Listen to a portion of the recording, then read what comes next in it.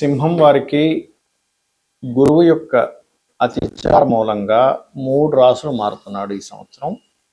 మనం గతంలో వక్రగతి గురించి చెప్పుకున్నాము గురువుది. అయితే ఈ 3 రాసులు మారుతున్నందుకు మీకు కలిగే ఫలితాలు ఏమిటి, ఏ విషయాల్లో జాగ్రత్తగా ఉండాలి, అలాగే దేశకాల పరిస్థితుల్లో ఎటువంటి మార్పులు జరగనున్నాయి అనేటువంటి అంశాలు చెప్తుంది నేనైనప్పటికీ చెప్పిస్తుంది సాక్షాత్ లలిత అమ్మవారిగా భావిస్తూ ఆ లలితాంబిక అమ్మవారి యొక్క అనుగ్రహం మీకు పరిపూర్ణంగా కలగాలన్న స్ఫూర్తి కోరుకుంటూ ఇక్కడ గమనించినట్లయితే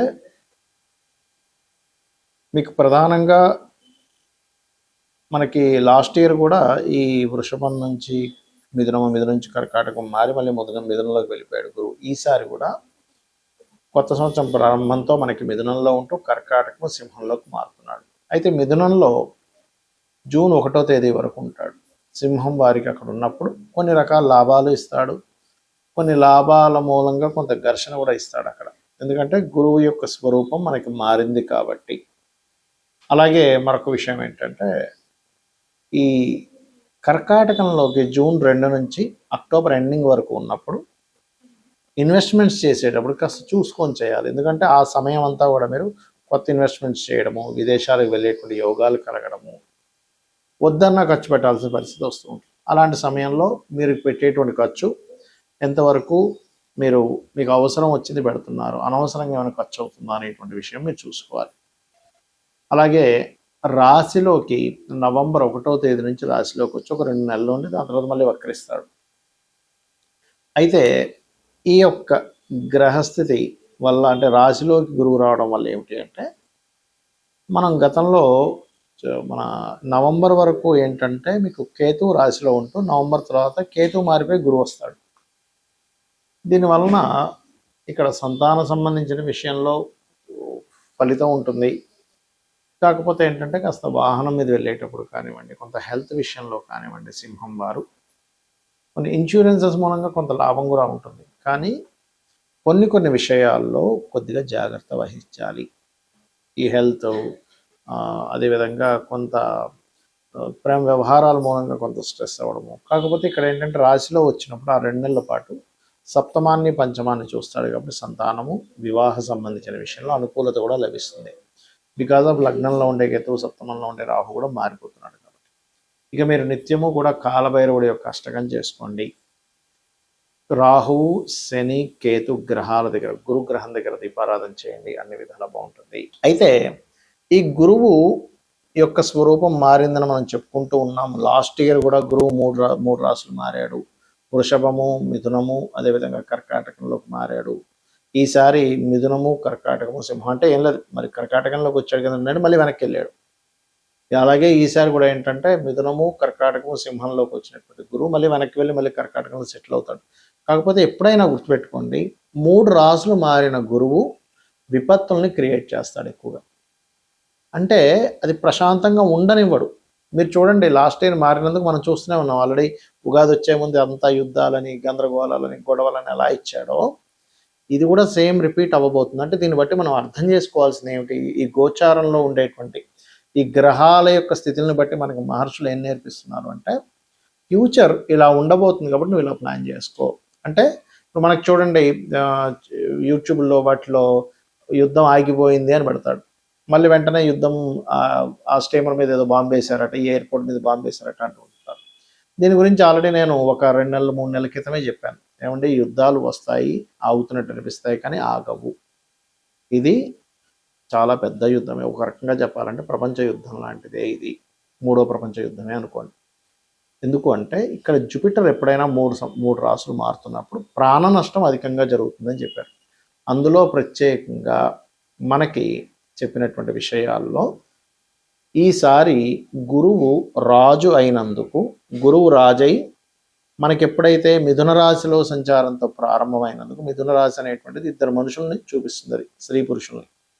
కాబట్టి దీనివల్లనే మనకి గొప్ప వాళ్ళు కొంత వాళ్ళ సీక్రెట్ లైఫ్స్ బయటపడటము, వాయువులో ఒక రకమైనటువంటి ఇబ్బంది రావడము, యుద్ధం మూలంగా మనకి శాస్త్రాల్లో చెప్పింది ఏంటంటే 7 కోట్ల మంది జనాలు నశిస్తారు అనేటువంటిది ఉంది. మీరు కనుక చూసుకుంటే గతంలో ఒక 5-6 ఏళ్ల క్రితం కూడా ఇలాంటి సిచ్యువేషన్స్ వచ్చినప్పుడు, అప్పుడు కోవిడ్ టైంలో నేను మన యూట్యూబ్ ఛానల్లో ఉంటుంది, వెనక్కి వెళ్తే కనుక 5-6 ఏళ్ల క్రితం ఇంతమంది నశిస్తారు, ఈ రాశిలో ఇలా మారుతుంది కాబట్టి నేను అప్పుడు దానికి శ్లోక సహితంగా కూడా చెప్పాను దాని యొక్క అర్థం 5-6 ఏళ్ల క్రితం. అప్పుడు కూడా అందుకే కోవిడ్ వల్ల చాలామంది ప్రాణ నష్టం జరగడం మనం చూసాం. అయితే ఎప్పుడైతే ఈ జూపిటర్ అంటే జూన్ 1 వరకు మిథునంలో ఉంటాడో దేశకాల పరిస్థితుల్లో ఎక్కువగా వైమానిక సంబంధించినటువంటి విషయాలకి ఎఫెక్ట్ వస్తుంది, గుర్తుపెట్టుకోండి. అంటే విమాన సంబంధించినటువంటివి ధ్వంసం అవడం, అది యుద్ధంలో కానివ్వండి, జనరల్గా ఉండేటువంటివి. ఎందుకంటే వాయువు మీద ప్రభావం. అలాగే మరొకటి ఏంటంటే వాయువులో ఒక రకమైనటువంటి నెగటివ్ ఇది రావడం వల్ల ఏంటంటే అయ్యో వాయువు కలుషితం అయిపోయింది ఇలాగా. మూడవది లేనిపోనివి క్రియేట్ అవ్వడం, అసలు లేని ప్రచారం అవ్వడం, అసలు ఏది నిజమో ఏది అబద్ధమో అర్థం కాని పరిస్థితి. ఏమిటండి అసలు ఇది నిజమేనా, అసలు పేపర్లో వచ్చేది నిజమా కాదా, యూట్యూబ్లో వచ్చేది నిజమా కాదా అనేటువంటి సంశయంతో ఉంటూ ఉంటుంది. అదేవిధంగా స్త్రీ పురుషుల మధ్యని కొన్ని ఉండేటువంటి కొన్ని సీక్రెట్ అఫైర్స్ అనుకోండి, కొన్ని పేపర్స్ మూలంగా, అంటే కొన్ని ఇప్పుడు మనకి ప్రెస్ ఉంది, విలేకరి సంబంధించినటువంటివి ఏవైతే న్యూస్ సంబంధించి ఉంటాయో ఆ యొక్క విషయాల మీద కూడా మనుషులకి నమ్మకాలు కోల్పోవడము, ఆ రకంగా కొంత ఫేక్ న్యూస్లు కొంతవరకు ప్రచారం అవ్వడం ఈ గురువు మిథునంలో ఉన్నంతసేపు ఇస్తాడు, గుర్తుపెట్టుకోండి. అలాగే అంతరిక్షం నుంచి ఏదైనా ఒక ప్రమాదము భూమి మీదకి వచ్చి పొంచి ఉంది, అది మన శాటిలైట్స్ ఆకాశంలో బోల్డన్ శాటిలైట్స్ తిరుగుతాయి, అలా శాటిలైట్ లాంటిది ఏదైనా పాడైపోయింది భూమి మీదకి రావడం కావచ్చు. లేదు అంటే పర్టికులర్గా మనకి చూడండి కొన్ని సమాచారాలు అందుతుంటాయి, ఏమండి ఏలియన్స్ ఉన్నారట, వాళ్ళ భూమి మీదకి తిరుగుతున్నారట, అలాంటిది. అంటే ముఖ్యంగా ఏంటంటే భూమి మీదకి ఏదైనా అంతరిక్షం నుంచి వచ్చి భూమి మీద పడడం అనేటువంటిది జరగనుంది, దానివల్ల కూడా కొంత నష్టం ఉంది, గుర్తుపెట్టుకోండి. ఇది కర్కాటక రాశిలో మన మిథున రాశిలో ఉన్నంతకాలం, అంటే కర్కాటకానికి ముందు మిథున రాశిలో గురువు ఉన్నంతకాలం ఈ యొక్క ప్రభావం చూపిస్తూ ఉంటుంది.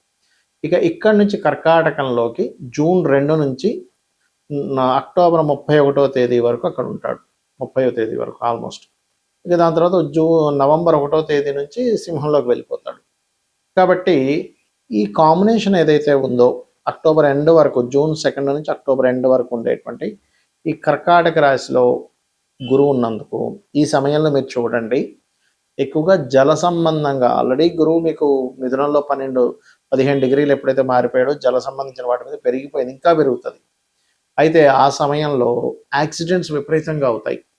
అందుకని మనం వాహనం వెళ్ళేటప్పుడు కాస్త అప్రమత్తంగా ఉండండి. ఇంటి నుంచి మనం బయలుదేరేటప్పుడు 1కి 4 సార్లు మనం ఎక్కడికి వెళ్తున్నాము, సరైన వాహనమా కాదా, సరైన సమయంలో బయలుదేరుతున్నాము, లేదా దుర్ముహూర్తాల్లోని వీటిలో బయలుదేరుతూ ఉంటాం, దుర్ముహూర్తము, గండము, ఈ సమయాల్లో అటువంటి సమయాల్లో బయలుదేరకండి, ఎందుకంటే అది లింక్ ఉంటుంది అక్కడ. అలాగే మీ ఇష్టదైవాన్ని తలుచుకొని బయలుదేరండి, గుర్తుపెట్టుకోండి ఇది. ఎందుకంటే కర్కాటక రాశిలో గురు సంచారం జరిగేటప్పుడు వాహన ప్రమాదాలు అసలు మనం ఊహించలేం, అన్ని ఎక్కువ జరుగుతుంటాయి. కాబట్టి ఇంటి నుంచి మీరు మనస్ఫూర్తిగా మీ ఇష్టదైవాన్ని తలుచుకొని బయలుదేరినట్లయితే మీరు హ్యాపీగా ఉంటారు, మీకు ఎటువంటి ఇబ్బంది కలగకుండా ఉంటుంది. ఇది చెప్పడం కోసం ఆ విషయం చెప్పాల్సి వస్తుంది. ఇక 3వ విషయం ఏంటంటే ఈ జలము కలుషితం అవ్వడం, జలం మూలంగా గొడవలు రావడం. కర్కాటక రాశిలోకి గురువు వచ్చినందుకు జలం మూలంగానే కొన్ని దేశాల మధ్యనే ఇబ్బంది రావడం, కొంత ఫుడ్కి ఇబ్బంది రావడం, ఫుడ్లో కొంత కలుషితాలు ఏర్పడడం, ఇట్లాంటివన్నీ కూడా ఇస్తుంది అక్కడ. ఇక ఇదే సింహరాశి నుంచి మన కర్కాటక రాశి నుంచి ఎప్పుడైతే సింహంలోకి నవంబర్ నుంచి ఎంటర్ అవుతాడో అక్కడ కలిగేటువంటిది ముఖ్యంగా నాయకుల మీద ఎఫెక్ట్ చూపిస్తుంది. అది పొలిటికల్ రిలేటెడ్, సీఎంలు అనుకోండి, పిఎంలు అనుకోండి, ప్రెసిడెంట్లు అనుకోండి, ప్రపంచవ్యాప్తంగా ఉండేటువంటి పెద్ద వాళ్ళు ఎవరైతే ఉంటారో, పొలిటికల్ రంగాల్లో ఉండేటువంటి వారు ఎవరైతే ఉంటారో వాళ్ళ మీద పూర్తిగా నవంబర్, డిసెంబర్, జనవరి మాసాలు ఎక్కువ ప్రభావం చూపించనుంది, గుర్తుపెట్టుకోండి. మరి ఈ ప్రభావాలు సామాన్య ప్రజలకు దేని మీద చూపిస్తుంది అంటే ఆరోగ్య సంబంధించిన దాని మీదకి వస్తున్నాడు జూపిటర్, ఎందుకంటే ఆరోగ్యానికి కారకుడు రవి కదా. అందుకని ఆ సమయంలో వీలైనంత మట్టుకు హోమ్ రెమెడీస్ కొన్ని ఉంటాయి మనం ఇంట్లో పాటించేవి, కొంత కషాయం లాంటిది ఏదైనా తీసుకోవడము, ఎటువంటి హెల్త్ ఇష్యూస్ రాకుండా ఉండడం కోసం. మనం కోవిడ్ టైంలో కొన్ని పాటించాం, ఇంట్లో ఉండి చక్కగా పాటించడం వల్ల హ్యాపీగా ఉన్నారు. కాబట్టి అలాగా కొంతమంది డాక్టర్ల సూచనల చేత అదేవిధంగా ఆయుర్వేదంలో కావచ్చు, హోమియోపతిలో కావచ్చు, అలోపతిలో కావచ్చు, వాళ్ళు కొంతమంది వెల్ ఎడ్యుకేటెడ్ పీపుల్ ఉంటారు. వాళ్ళు ఇచ్చినటువంటివి ఏవైతే టిప్స్ ఉంటాయో, అలాగే మన పెద్దవాళ్ళు కూడా చెప్పినటువంటివి కొన్ని ఉంటాయి. ఇటువంటి విషయాల్లో కొంత జాగ్రత్తగా ఉండాలి. అయితే ఇక్కడ ఈ 2-3 నెలల పాటు, అంటే నవంబర్ నుంచి డిసెంబర్, జనవరి, ఈ టైంలో పర్టికులర్గా ఇది సంతానం మీదనే ఎఫెక్ట్ చూపిస్తూ ఉంటుంది. అయితే ఇక్కడ ఏంటంటే ఎవరైనా ఐవీఎఫ్లు, ఐయుఎల్ చేయించుకునే వరకు కాస్త జాగ్రత్తగా ఉండాలి. అదేవిధంగా మరొక విషయం ఏంటంటే, ఇక్కడ మీరు గమనించినట్లయితే మీరు వాతావరణంలో మీరు గమనించండి. యాక్చువల్గా నవంబర్ మాసానికి మనకేంటి, చలి బాగా ఉండాలి. కానీ ఆ టైంకి ఏమవుతుంటుందంటే, చలితో పాటు తెలియని ఎండలు కూడా వస్తాయి ఆ టైంలో. ఇదేమిటండి, ఎంత ఈ చలికాలం ఇంత ఎండ ఉందేంటి అనిపిస్తూ ఉంటుంది. కాబట్టి నేను చెప్పినటువంటి పరిహారాలు ప్రధానంగా చండీ వినడం, చండీ పారాయణం చేయడం, లలితా సహస్రనామాలు వినడం, మీ ఇష్టదైవాన్ని స్మరించుకోవడం చేయండి. అన్ని విధాలా బాగుంటుంది. శ్రీమాత్రే నమః.